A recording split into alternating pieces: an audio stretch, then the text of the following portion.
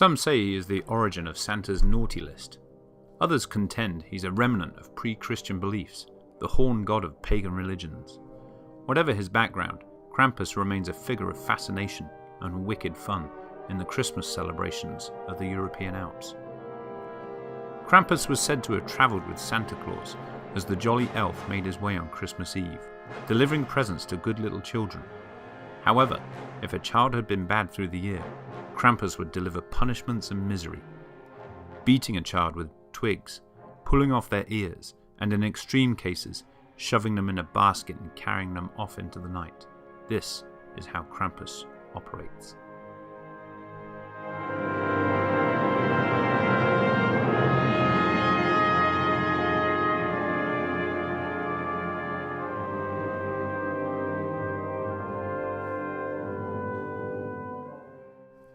The legend mainly centres on Austria and the Bavarian Alps, where winters are long and gloomy. Krampus's heyday, assessing the literature, was in the late 1800s and early 1900s, where many of our customs and traditions around Christmas stem from. The welcoming into the house of an evergreen tree and the lighting of candles are known to be Germanic customs brought to the US by immigrants. However, it seems Krampus was left behind in the old country. Many families sent greeting cards featuring the deeds of Krampus during the holiday season. Some of these were quite gruesome in their depictions of Krampus's visits, while others were light-hearted, but still with sinister overtones. One tradition has parents leaving a shelf elf in children's bedrooms through the year.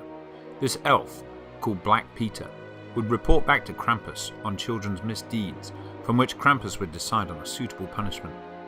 Such folklore has today been rolled into Santa's work. He knows when you've been bad or good, so be good, for goodness sake. Krampus is also traditionally a ladies' man, and his visits to a house would not only be to deliver punishments to children, but also to seduce the women of the family.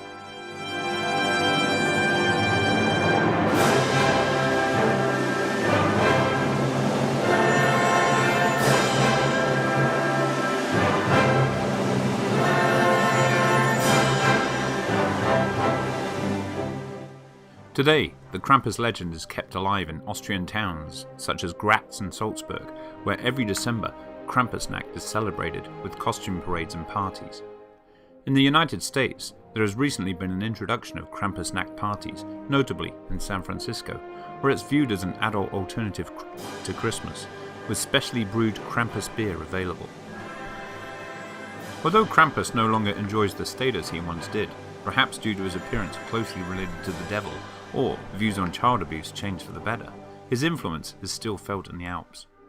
And who knows, if you've been bad this Christmas Eve, listen for the sound of 2 visitors coming down the chimney.